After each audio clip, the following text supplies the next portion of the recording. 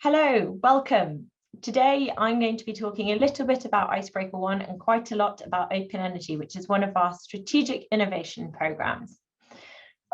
My name is Gea Mikic and I'm the program manager at Icebreaker One. This means I sit across all of our programs, of which Open Energy is one, and also for the purposes of Open Energy, I'm acting as the product owner. Now I'll explain what this is and what it is as we go through. But just to kick us off, a little bit about Icebreaker One. Icebreaker One was founded by Gavin Starks, who was the founding CEO of the Open Data Institute, as well as co-chairing the development of the Open Banking Standard. And our mission here at Icebreaker One is to make data work harder to deliver net zero. And this is underpinned by our vision of empowering decision makers to mandate, measure and act upon the data flows that enable net zero. Before we go any further, I just want to be clear on some core definitions of terminology that might come up throughout this presentation. So just to be crystal clear that we're talking about the same thing, we define open data as data that is freely available for anybody to use for any purpose. We define closed data as data that is shared for one specific use case via bilateral contracts between parties. And we define shared data as data that is shared via a preemptive license for a multitude of use cases. A helpful example of this in the UK right now is open banking. So Open Energy aims to revolutionize the way energy data is shared in the UK and create an energy data ecosystem that works for everyone.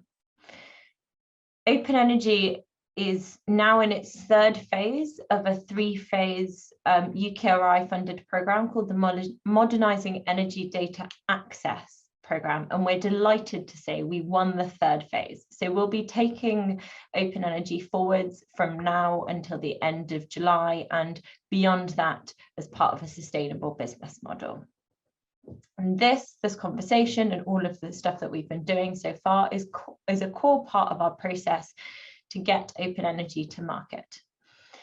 Throughout this, we've had the help of our partners, organisations such as Passive Systems, Radium and Open Climate Fix, and we've also had the engagement of the sector. So we have worked with and spoken to over 200 individuals across the UK's energy sector to really work out what the market needs are and to make sure that the first use case and the core use case and any use cases that we develop going forward really address the market's needs. So Open Energy is applying the principles of open banking to the UK's energy sector. And in practice, this means that we're developing an open standard that will enable an open marketplace for data sharing to flourish. And we're laying the foundations for an interoperable and cohesive energy data infrastructure. This is underpinned by some technology, which is currently in the prototyping stage that we'll be taking forwards as well. So in order to operationalize this ecosystem of trusted data sharing that we would like to see within the energy sector, we've developed the Open Energy Governance Platform. And in order to enable data discoverability, so to make it easy to search for and find data that will be both open and shared data within the energy sector, we've created the Energy Data Search. A core part of everything we're doing is ensuring that there is a wide-ranging program of stakeholder engagement, because we want to be absolutely 100% certain that everything we're doing is for the sector and by the sector. And we do this through advisory groups. So in phase 2, we had over 60 individuals across the energy industry participate in our advisory groups, really helping our research and development teams understand how to meet the market needs, and also through open consultations. And this is something that will be continuing through the third phase of Open Energy and beyond. And I'll talk to you more later in this presentation about how you can get involved and what we're going to be doing.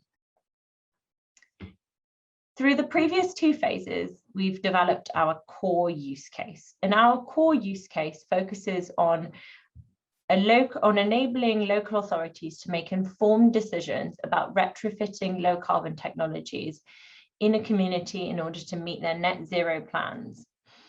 And what we've discovered is that the current situation is that it's quite a fragmented ecosystem. In order to make a decision like that today, a local authority, it would take a local authority quite a lot of time, and it can be really quite expensive to get the data from the various places that they need to be able to work out what they can and can't do, and particularly to be able to make sure that the district network operator has the available capacity in order to do what they're planning on doing. So our core use case focuses on cutting, and our vision of the future focuses on cutting this, this time to make this decision and the expense to a fraction of what it is currently. So the user journey that we've worked out that's outlined here is around Leah, who's a project manager at a local authority, and she's working on their local energy plan. So what she wants to figure out is how they can take out the current fossil fuel burning infrastructure, such as gas boilers and electric storage heaters, and put in domestic heat pumps, solar PV arrays, and on-street electric vehicle charging points. And in order to do that, she also needs to understand how local authority decisions can impact the district network operator's available capacity, which is also known as headroom. So what we show here is how Leah can speak to an energy data service provider who can then access the data on her behalf via the Open Energy Governance platform, which allows everybody in the system to understand that this is a trusted entity, a trusted organization who is allowed to make these to view this data and make these decisions on behalf of Leah and report back to her.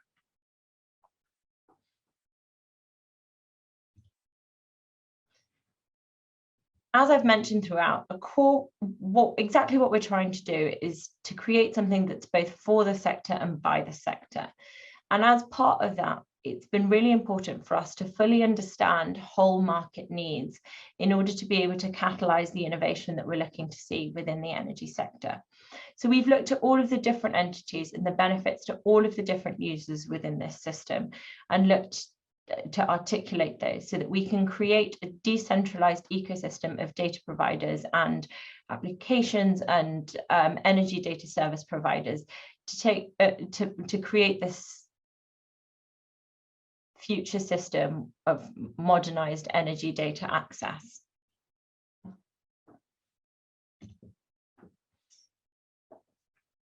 Throughout phase 3, we'll be building on our stakeholder engagement. So I've talked to you about how we've developed our use cases in the past and how we've worked with the sector. And this is something that we really plan to continue. So user needs and open consultation are really baked into our processes. And what we'll be doing going forward, so from this month, March, we'll be having monthly checkpoints with our advisory groups. So our research and our development teams will be working iteratively with them to ensure that everything we're building meets their needs, and to seek feedback from them and answer key questions.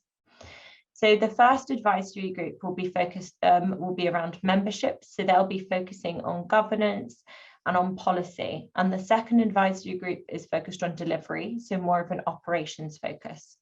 And they'll be overseen and steered by our steering group that's made up of policymakers, of government departments, of energy trade association representatives, and a wide variety of individuals to really represent all viewpoints throughout the energy industry.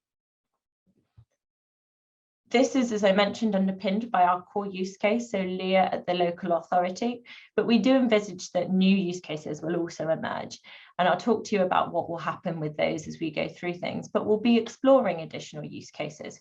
I think it's just really important to remember that one of the core things that we're focused on at the moment is delivering our first use case.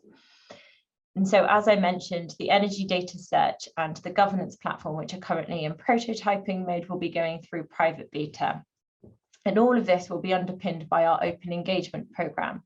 So we'll be publishing things as we go on energydata.org.uk. We'll be seeking feedback. We'll be looking for consultation from a wide range of individuals, and we'll also be hosting public webinars regularly to let everybody know what we're up to and let everybody participate in shaping the future of open energy. This is all part of our go-to-market plan and how we're working to create a sustainable business model by August, which is a pretty ambitious timeline that we're working to.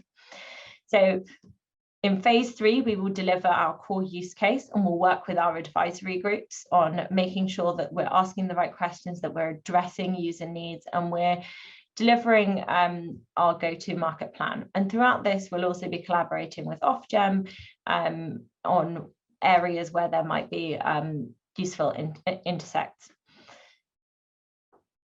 During this, we'll also be launching a membership model. So we're shaped by sector needs, and our advisory group process is here to engage with industry and to test our use case. But there's also, but as we go forward, we envisage that other use cases will emerge. And so this is where we really need industry input in order to understand what we do next, in order to prioritize the use cases, and also figure out what the inevitably common design patterns will emerge across these different use cases. So we're in quite an exciting time, but there's also this tension of we need to make sure we don't go too broad, we don't boil the ocean, we still deliver our core use case first by July, but we also look at what's next and what else we can be enabling.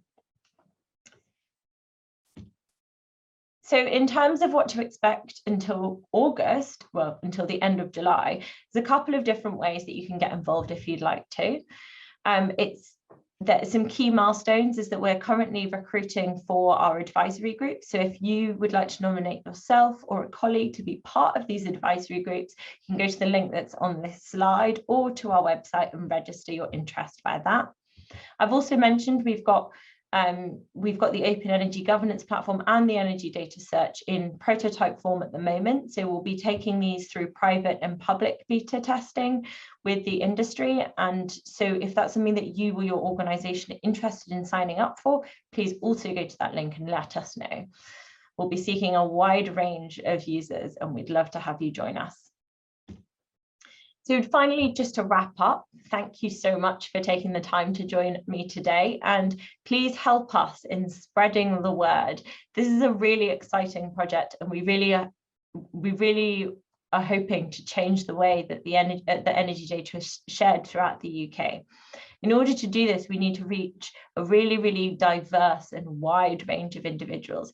So please tell your friends, tell your colleagues, and share the link energydata.org.uk with them so that we can get everybody involved to make sure that what we're creating is an energy data ecosystem that works for everyone.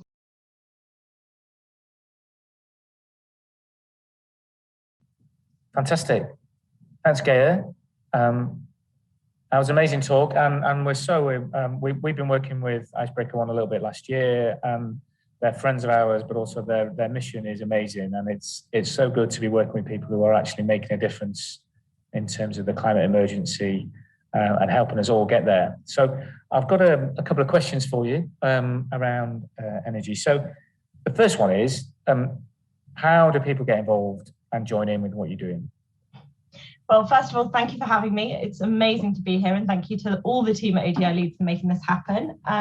So in terms of getting involved, what we're trying to do is create something that's really for the sector and by the sector, but we also want to make sure that we're addressing as broad as and as many user needs as we can. So if you go to our website, energydata.org.uk, there's a big button on the side that says join us, and you can register to join the advisory groups.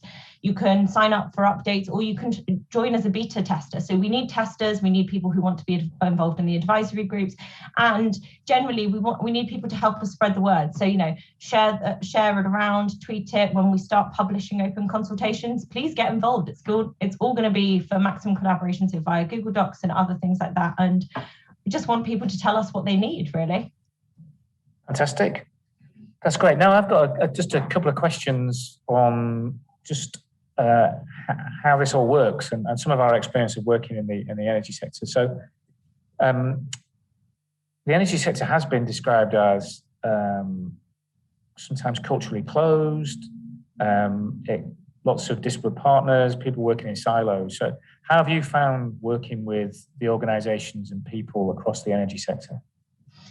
Absolutely. I think for us, it's actually been this fantastic and really wonderful experience. Going through the MEDA program, which we were fortunate enough to win, has meant actually that everyone's been really open. Also, because we've been publishing everything openly and inviting everybody and anybody into the tent to collaborate with us.